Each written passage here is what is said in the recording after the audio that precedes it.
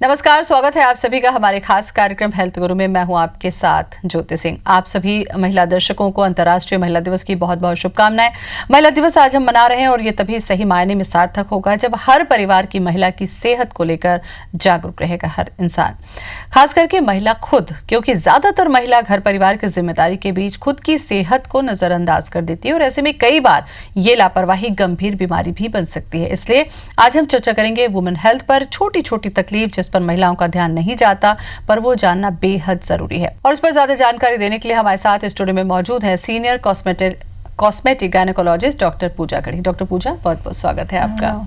और जो दर्शक इस वक्त हमारा कार्यक्रम देख रहे हैं और वो हमसे सवाल करना चाहते हैं, अपनी समस्या का समाधान चाहते हैं, तो आप हमें कॉल भी कर सकते हैं। हमारा नंबर लिख लें। हमारा नंबर है 400877। और अगर आप रायपुर से बाहर के दर्शक हैं तो रायपुर का कोड लगा लें 0771।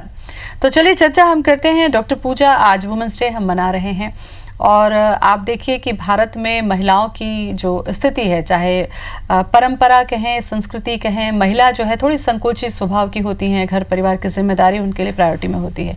ऐसे में उन्हों की अपनी खुद की जो सेहत है वो नज़रअंदाज रहती है। शुरुआत तो यहीं से करें कि वो मैसेज आप कुछ अच्छा सा दीजिए। सबसे पहले मैं सभी दर्शकों को हैप्पी वुमेन्स डे कहना चाहूँगी।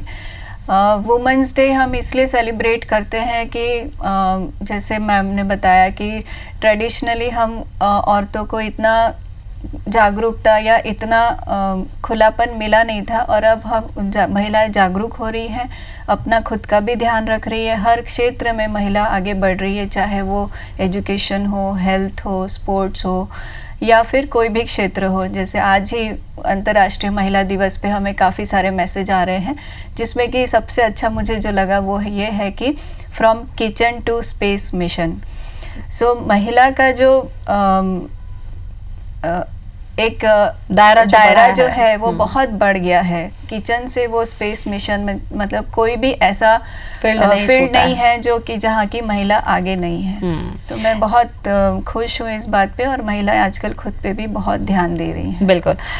डॉक्टर पूजा, अगर हम पूरे महिला, ये तो परंपरा के हिसाब से एक मैसेज हमने दिया, अगर आप महिला के जीवन को देखिए तो एक युवती जब युवा होती है तो पीरियड से स्टार्ट होता है और मेनोपॉज तक, मतलब लगातार आप देखिए शारीरिक उनकी जो गतिविधियां हैं वो बदलती हैं और उसका असर भी शरीर पर पड़ता है।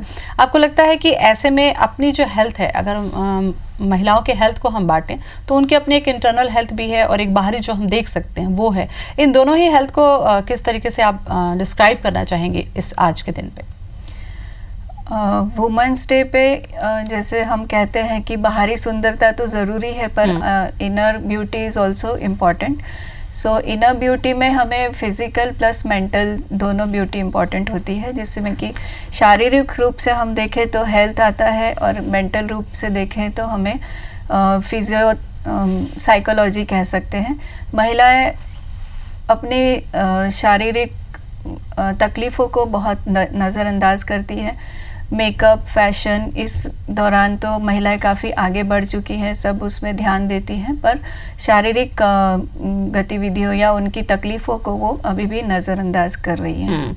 अच्छा, हेल्थ के प्रति थोड़ी सी कॉन्शियस महिलाएं हुई हैं अब जो जनरेशन की हैं, वो एक्सरसाइज भी करती हैं, तमाम अवेयरनेस भी रखती हैं, लेकिन आज भी एक बड़ा वर्ग ऐसा है डॉक्टर पूजा जिन्हें ये लगता है कि अगर आप को कोई बीमारी नहीं है तो आप स्वस्थ हैं। छोटी छोटी तकलीफें, जैसे हम आज हम चर्चा करें कि वेजाइनल हेल्थ को लेकर ही हम चर्चा करें, यूरिन की अगर उनको प्रॉब्लम हो रही है, कोई यूरिनल पार्ट में इन्फेक्शन हो रहा है, तो इस तरफ उनका ध्यान नहीं जाता, या जाता भी है तो उसे वो थोड़ा सा इग्नोर करती हैं, संकोच करती हैं। आपको लगता है कि ये भी प्रॉब्लम जो है आगे चलकर सीवियर हो सकती है? अलर्ट होना कितना ज़रूरी है? जी, बहुत ज़रूरी है। जैसे कि हम अपने बच्चों को, हम हमारे बड़े बुज़ुर्गों से सुनते आ रहे हैं कि prevention is better than cure.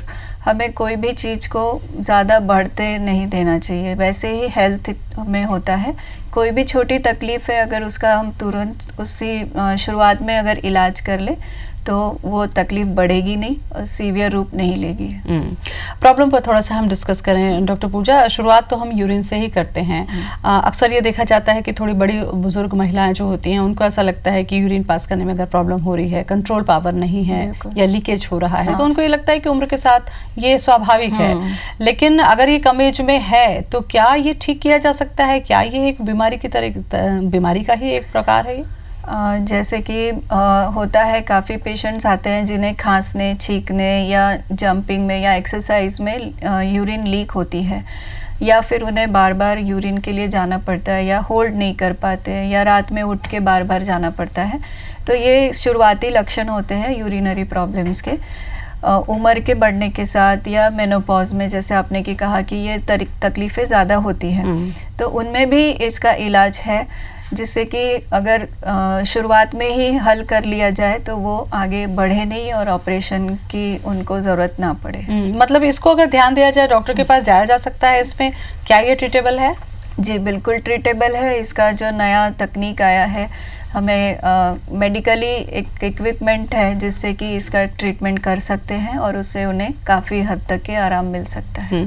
अच्छा, इसका जो ट्रीटमेंट वाला पार्ट थोड़ा सा हम चर्चा करें, क्योंकि हो सकता है महिला दर्शक हमारी देख रही हो और उन्हें उनके मन में ये है कि इसका जो ट्रीटमेंट है वो किस तरीके से होता है, क्या ऑपरेशन के होता है, बिना ऑपरेशन होता है, या केवल मेडिकेशन? अगर शुरुआती तकलीफ है, जैसे खांसने छींकने पे यूरिन लीक हो रहा है, या बार बार यूरिन जाना पड़ रहा है, होल्ड नहीं हो पा रहा है, या मेनोपॉज से रिलेटेड कोई प्रॉब्लम है जिसमें कि ईस्ट्रोजन की कमी की वजह से प्रॉब्लम हो रही है, तो ये तकनीक द्वारा बिना ऑपरेशन के, बिना एनेस्थीसिया के, बिना भर्ती हुए ये इलाज संभव है और बहुत ही इजी वे में पेशेंट को कोई तकलीफ हुए बिना ये इलाज हो सकता है। अच्छा डॉक्टर पूजा, ये जो यूरिन की प्रॉब्लम है, क्या ये यूरिन इन्फेक्शन से जुड़ा हुआ होता है? यूरिन इन्फेक्शन क्या है, किन कंडीशन में होता है, और लक्षण क्या क्या चीज़ें हो सकती हैं? देखिए, यूरिन इन्फेक्शन बहुत कारण से हो सकता है। जैसे कि अभी गर्मी आ रही है तो पानी की कमी से हो सकता है, या पथरी की वजह से हो सकता है, या वजाइनल इन्फेक्शंस अगर है तो वो यूरिन इन्फेक्शन भी उससे साथ साथ में हो सकता है।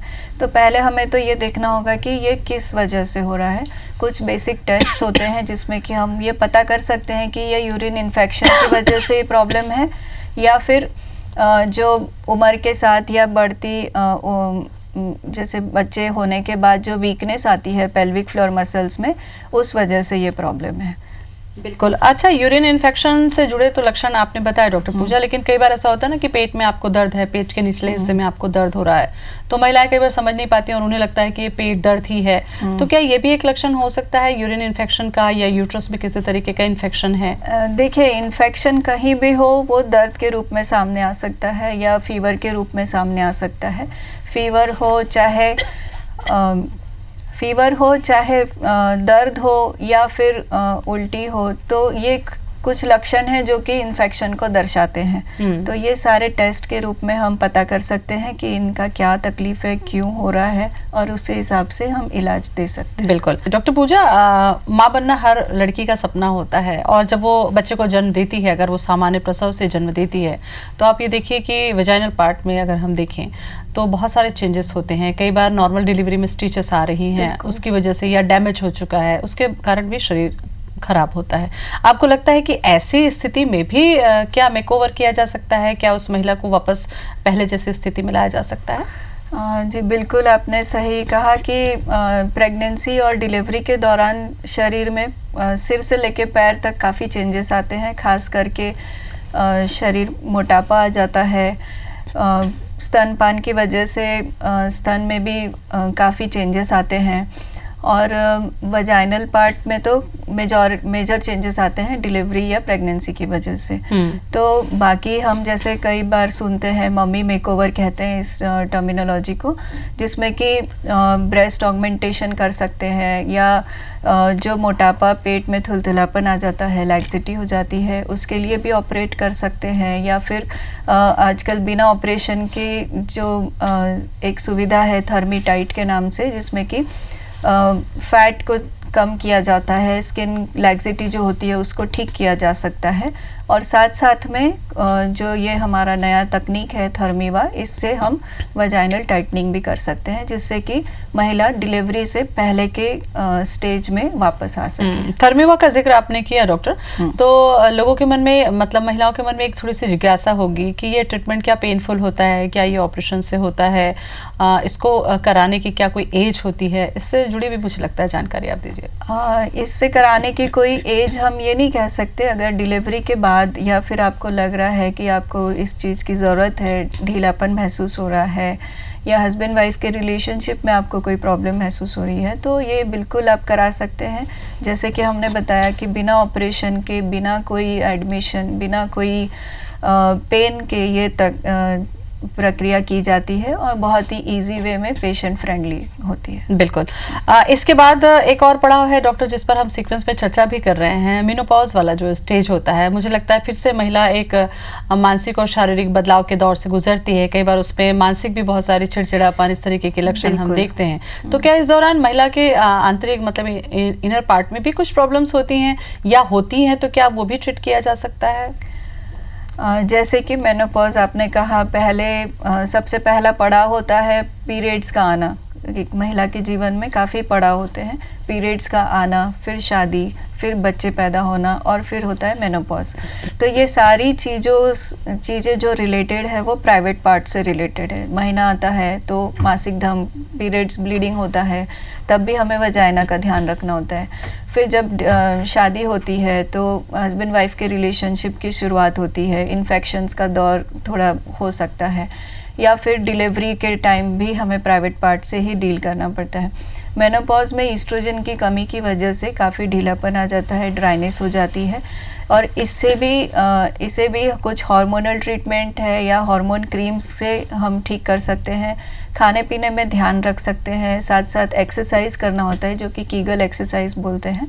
तो कीगल एक्सरसाइज हमें बच्चों को, लड़कियों को खास करके शादी से पहले से ही सिखाना है कि वो पहले से ही करे और वो कंटिन्यू करे शादी के बाद, बच्चे होने के बाद, प्रेगनेंसी में या मेनोपॉज के दौरान भी। बिल्कुल। इस वजह से उनकी जो बेसिक मांसपेशियों की जो तनाव और कसाव रहेगा वो मेंटेन रहेगा।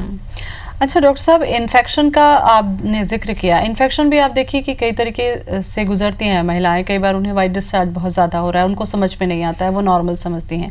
तो वाइट डिस्चार्ज का बहुत ज़्यादा होना भी क्या अंदर को किसी तरीके की तकलीफ का एक वो हो सकता है, लक्षण हो सकता है? जी बिल्कुल हो सकता है। थोड़ा बहुत वाइट डिस्चार्ज स्वाभाविक होता है पीरियड्स के पहले, पीरियड्स के बाद, या पीरियड्स के बीच का जो ओव्यूलेशन जो कहते हैं, ओव्यूलेशन के समय पे, उस समय थोड़ा बहुत डिस्चार्ज होना स्वाभाविक होता है।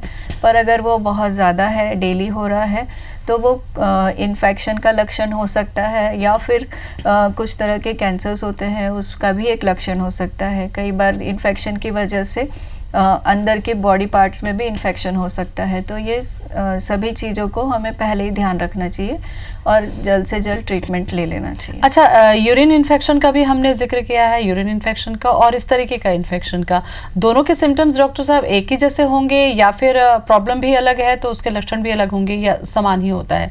कैसे इसको पहचानेगी एक महिला? देखिए, यूरिन और वजाइना बहुत ही पास होता है, तो अगर एक इन्फेक्शन है, यूरिन में इन्फेक्शन है, तो वो वजाइनल इन्फेक्शन भी उससे हो सकता है, या वजाइनल इन्फेक्शन है तो उससे यूरिन इन्फेक्शन भी हो सकता है। तो लक्षण मोटे मोटे तौर पे देखेंगे तो थोड़े सिमिलर होते हैं, जैसे कि पेट में दर्द है, वाइट डिस्चार्ज है।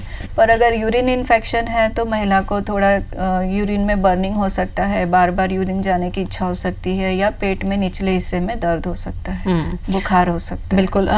डॉक्टर पूजा, ये जो हम चर्चा कर रहे हैं नॉर्मल डिलीवरी, जो कि सामान्य प्रसव हम कहते हैं उसकी, लेकिन आजकल हम देख रहे हैं कि सिजेरियन ऑपरेशन भी बहुत ज़्यादा हो रहे हैं। तो सिजेरियन की कंडीशन में भी क्या महिलाओं को इस तरीके की प्रॉब्लम हो सकती है? बिल्कुल हो सकती है। जैसे कि अभी हमने कहा कि प्रेगनेंसी के दौरान बहुत सारे बॉडी में चेंजेस आते हैं।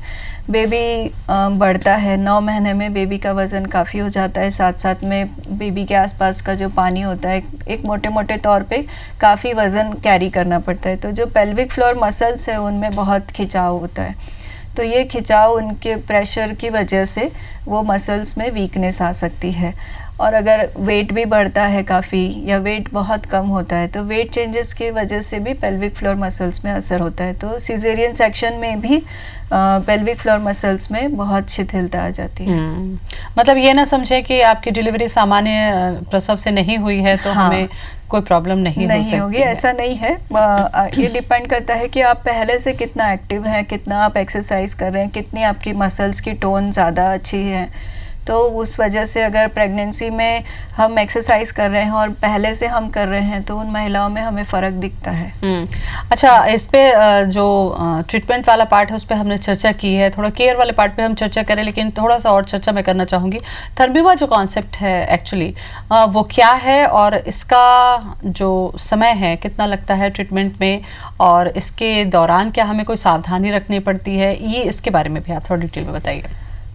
ये बहुत ही नया तकनीक है और हम बहुत ही खुशनसीब है कि हम इस ज़माने में रह रहे हैं कि हमारे लिए बहुत सारी टेक्नोलॉजी अवेलेबल है जो कि हमारे जीवन को और बेहतर बनाती है।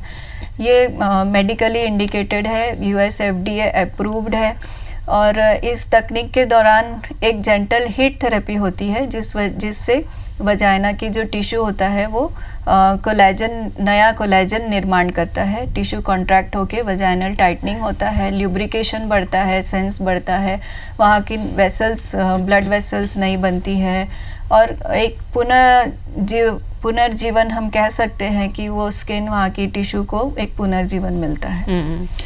ये क्या एक सिटिंग में हो जाता है डॉक्टर पूजा, या इसके लिए हमको 2-3 सिटिंग की भी जरूरत पड़ती है? इससे हमें 2-3 सिटिंग की ज़रूरत पड़ सकती है। ये डिपेंड करता है कि महिला की तकलीफ़ कितनी है।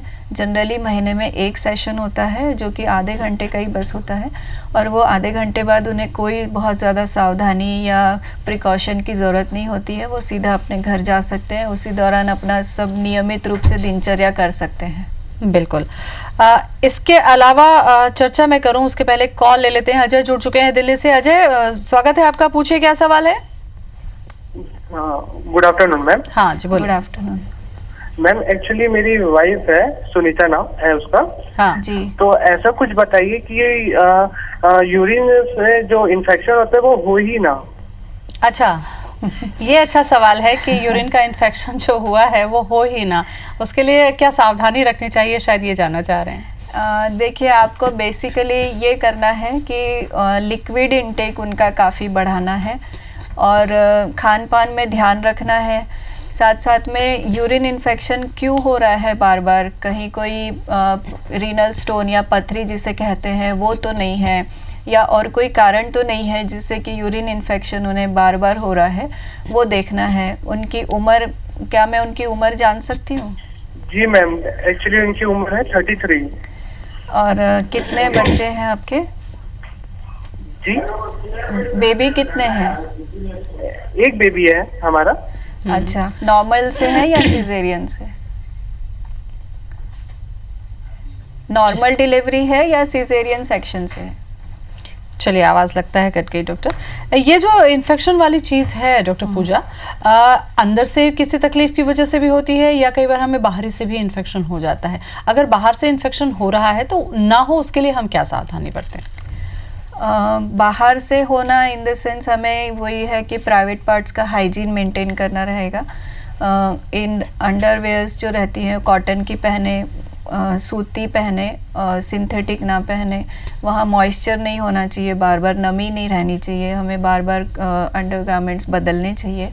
और अगर हम कहीं बाहर ट्रैवलिंग कर रहे हैं तो पानी का इंटेक हमें बहुत रखना चाहिए। बाहर के वॉशरूम्स यूज़ करने से पहले उसे फ्लश कर ले, क्लीन कर ले और फिर यूज़ करें तो ठीक रहेगा। ये जो सावधानी है वो ध्यान में रखनी चाहिए। एक्सरसाइज का कितना बड़ा रोल होता है डॉक्टर पूजा, क्योंकि पहले हम देखिए कि जब नॉर्मल डिलीवरी हुआ करती थी घरों में तो मम्मी या सास वगैरह होती थी, वो बकायदा मसाज करवाया जाता था या ध्यान दिया जाता था, सिकाई की जाती थी। तो क्या एक्सरसाइज और मसाज का रोल है हमारी लाइफ में, हमें करना चाहिए रूटीन में एक्सरसाइज? एक्सरसाइज बहुत ज़रूरी है हमारी लाइफ में। और जो हमारे पारंपरिक हम देखेंगे तो जो डिलीवरी के बाद जो हमें सावधानी बरती जाती है और जो जो छोटी छोटी चीज़ें हमें सिखाई जाती हैं कि घर में रहना है, पूरा कवर करके रखना है बेबी को, महिला को भी गरम मसाज दिया जाता है, सब कुछ गरम खाने दिया जाता है। तो ये साइंटिफिकली भी हम अगर देखें तो ये बहुत सही है, क्योंकि जैसे अभी बात हुई कि डिलीवरी के दौरान सारी मसल्स खिंचाती हैं, इवन टीयर भी हो सकता है पेल्विक फ्लोर मसल्स में, तो उन्हें रेस्ट और हीट थेरेपी बहुत ज़रूरी होती है। हीट थेरेपी से उसे अपने पुराने शेप में आने में मदद मिलती है। तो ये बहुत ही सही इलाज है, पर इसके साथ साथ हमें एक्सरसाइज भी करनी चाहिए।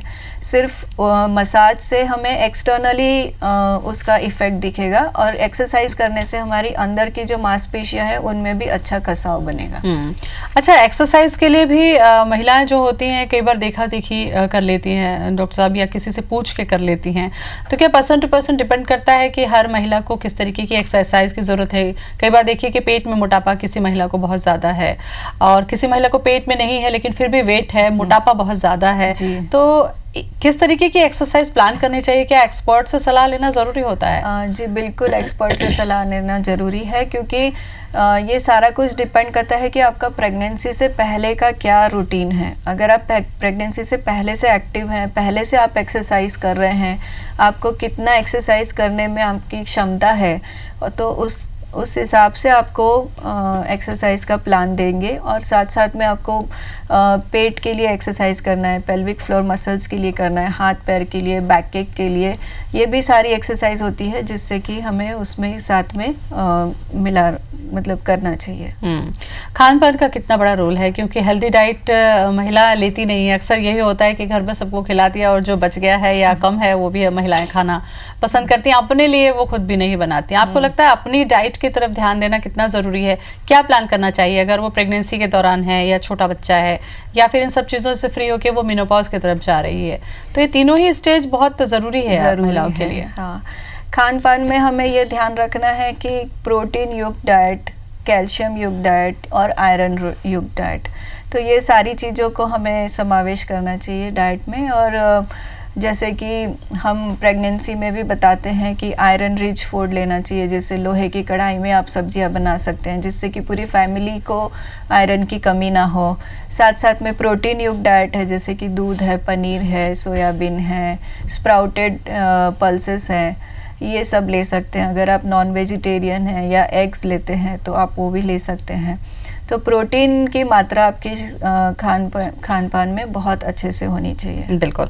तो मुझे लगता है डॉक्टर साहब आज हमने तमाम जो पहलू थे उस पर चर्चा की है। मुझे लगता है हमारी जो महिला दर्शक हैं उन्हें ज़रूर फ़ायदा होगा। बहुत बहुत धन्यवाद आपका। Thank you. तो आज हमने चर्चा की वुमेन्स हेल्थ को लेकर। तो महिला परिवार की धुरी होती है, सबसे पहला काम है आप कि आप अपने आप को पहले फिट रखें। अगर आप अपने आप को फिट रखेंगे तभी आप अपने परिवार की तरफ भी ध्यान दे पाएंगे। फिलहाल इतना ही, मुझे दें इजाज़त। नमस्कार।